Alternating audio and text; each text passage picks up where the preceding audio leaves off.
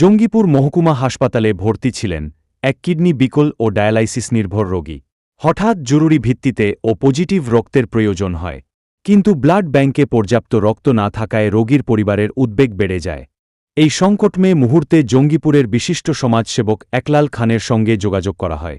খবর পাওয়ার সঙ্গে সঙ্গেই তিনি রক্তদাতাদের খোঁজ শুরু করেন এবং দ্রুত ব্যবস্থা গ্রহণ করেন।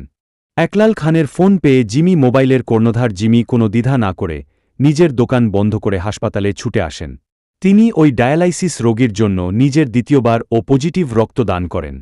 শুধু তাই নয়, একলাল খানের উদ্যোগে মোট 5 ইউনিট রক্তের ব্যবস্থা করা হয়। এই মানবিক উদ্যোগে আরও যারা রক্তদান করেন তারা হলেন কাদির আলী, যিনি চতুর্থবার ও পজিটিভ রক্ত দান করেন, আজাহার শেখ, যিনি নবমবার পজিটিভ রক্ত দান করেন।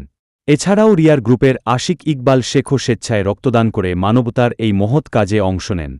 এমন নিঃস্বার্থ উদ্যোগ প্রমাণ করে রক্তদান শুধু একটি দান নয়, এটি একটি মানুষের জীবন বাঁচানোর অমূল্য উপহার।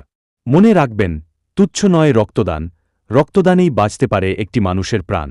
জঙ্গিপুরের মানুষের হৃদয়ে আবারও মানবতার উজ্জ্বল দৃষ্টান্ত স্থাপন করলেন বিশিষ্ট সমাজসেবক একলাল খান এবং সকল স্বেচ্ছায় রক্তদাতা।